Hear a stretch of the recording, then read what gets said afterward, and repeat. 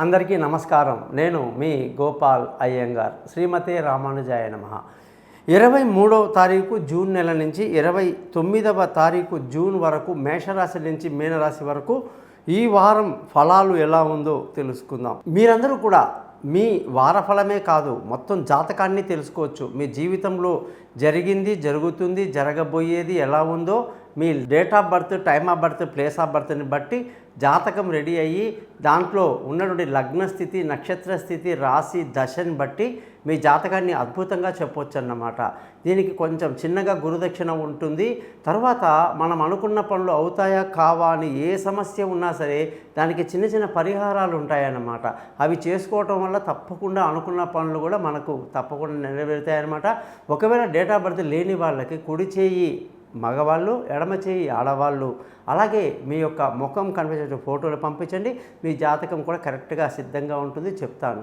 ముఖ్యంగా మీరందరూ కూడా ఈ ఛానల్ని సబ్స్క్రైబ్ చేయటం మీ ధర్మంగా భావించడం, అలాగే మీరు మీ స్నేహితులకి, బంధువులకి నా గురించి తెలియజేస్తారని ఆశిస్తూ ఆ భగవంతుడి యొక్క కృప మీ పట్ల ఎప్పటికీ ఉండాలని కోరుతూ, ఈ వారం కానీ గ్రహస్థితులను కానీ చూసుకుంటే కుజుడు మేషరాశిలో, గురువు వృషభ రాశిలో, సూర్యుడు అలాగే బుధగ్రహం శుక్రుడు మిథున రాశిలో, కేతువు కన్యా రాశిలో, చంద్రుడు ధనుసు నుంచి ప్రయాణిస్తూ మీనరాశి వరకు, ముఖ్యంగా శని కుంభరాశిలో, రాహు వచ్చేసి మీనరాశిలో సంచరిస్తున్నారు. ఈ సంచారాన్ని బట్టి మనం 12 రాశులకు ఈ వారం ఎలా ఉందో తెలుసుకుందాం.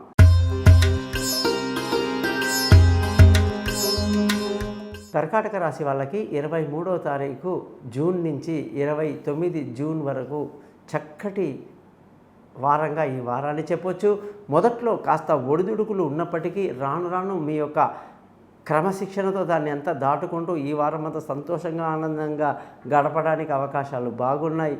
ముఖ్యంగా ధన ఆదాయంలో కాస్త ఇబ్బంది కలిగే అవకాశం ఉంది. ఇంట్లో కొంచెం మనశ్శాంతి లేకపోవటం, పిల్లల చదువు విషయంలో కాస్త గందరగోళం అనేది ఏర్పడటం, వాళ్ళ బడి చేర్పించే విషయంలో అంటున్నాను, అది కూడా జాగ్రత్తగా చూసుకోవాలి. బంధువుల, స్నేహితుల సహాయ సహకారాలు మాత్రం ఈ వారం చాలా బాగుంటుంది. అసలు వాళ్ళే మీకు ఈరోజు దేవుళ్ళు అని చెప్పొచ్చు. చిన్ననాటి స్నేహితులు, బంధువులు మీకు ఖచ్చితంగా అడిగినట్టుగానే హెల్ప్ చేస్తారన్నమాట. విలువైన వస్తువులు, భూములు, వాహనాలు, ఇళ్ళు, ఇతరత్ర ఏదైనా కొనడానికి ఈ వారం మనకు అంత అనుకూలంగా లేదని కూడా మనం తెలుసుకోవాలి. అలాగే జాతకాలు తెలుసుకున్న తర్వాత పెద్ద పెద్ద ఇన్వెస్ట్మెంట్ చేయటం మంచిది. సంతానం విషయంలో మాత్రం ఎటువంటి కంగారు లేదు. వాళ్ళు విదేశాలకు వెళ్ళే వాళ్ళు ఉంటారు, బాగా పై చదువుల కోసం విదేశీ యూనివర్సిటీకి వెళ్ళే వాళ్ళందరికీ కూడా బాగా కలిసి వస్తుంది. తెలివైన నిర్ణయాలతో ఈ వారం అంతా ముందుకు దూసుకువెళ్తారు. ఆరోగ్యపరమైన విషయాల్లో కానీ చూసుకుంటే ఆరోగ్యం మీకు కాస్త ఇబ్బంది కలిగే అవకాశము ఉంటుంది. కాబట్టి ఆరోగ్య సమస్యలు జాగ్రత్తగా చూసుకోవాలి. భార్యాభర్తల మధ్య చిన్న చిన్న వివాదాలు, గొడవలు కాస్త ఎక్కువ అయ్యే అవకాశాలు ఉంటాయి. తగ్గే పరిస్థితి తక్కువగా ఉంటుంది. కాబట్టి కర్కాటక రాశి వాళ్ళు అలాంటి విషయాలకు వెళ్లకుండా ఎంతవరకు సమయం మనం పాటించాలో అంతవరకు ఉండండి. ముఖ్యంగా పార్ట్నర్షిప్లో వ్యాపారాలు దెబ్బతింటాయి. అదృష్టంగానే చూసుకుంటే మంచి అదృష్టం ఉంది. తండ్రి సహకారాలతో అన్ని పనులు పూర్తి చేసుకుని ముందుకు దూసుకువెళ్తారు, ధర్మంగా జీవిస్తారు. ఉద్యోగం చేసే వాళ్ళందరికీ చక్కటి ప్రమోషన్లు, ఇంక్రిమెంట్లు, పై అధికారుల ప్రశంసలు, కొత్త ఉద్యోగంలో అవకాశాలతో ఈ వారం అంతా కర్కాటక రాశి వాళ్ళకు బాగుంది. వ్యాపారం చేసే వాళ్ళకు మాత్రం బాగా నష్టానికి గురే అవకాశాలు ఎందుకో మరి తీవ్రంగా ఫుడ్కు సంబంధించింది ఎవరైతే చేస్తున్నారో వాళ్ళకి ఎక్కువ నష్టానికి అవకాశాలు ఉంటాయి. కాబట్టి ఖచ్చితంగా కర్కాటక రాశి వాళ్ళు, వ్యాపారస్తులు చాలా జాగ్రత్తగా ఒక్కొక్క స్టెప్ ముందుకు వెళ్ళటం మంచిది.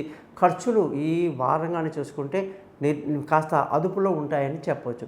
మరి కర్కాటక రాశి వాళ్ళు చక్కగా ఉదయమే లేచి స్నానం చేసి శివనామస్మరణ చేసుకుంటూ దదిశంక తుషారాభం క్షీరోదార్ణవసం అనే మంత్రాన్ని 10 సార్లు చదువుకుంటే ఎంతో మేలు కలుగుతుంది. విన్నారు కదా 12 రాసుల వారికి ఎలా ఉందో. మరి మీరందరూ కూడా మీ జాతకాలు తెలుసుకోవడానికి కోసం నేను ఇచ్చిన పైన నెంబర్లో నన్ను కాంటాక్ట్ చేస్తారని, మీ జాతకాలు తెలుసుకొని వాటికి చిన్న చిన్న సమస్యలు ఏదైతే ఉన్నాయో వాటికి పరిహారాలు పొందుతారని thesimple.astrologer.com అనేటువంటి నా యూట్యూబ్ని చక్కగా సబ్స్క్రైబ్ చేసి మీ బంధువులకు, స్నేహితులకు తెలియజేస్తారని ఆశిస్తూ మీ నుంచి సెలవు తీసుకుంటున్నాను. మీ గోపాల్ అయ్యంగార్.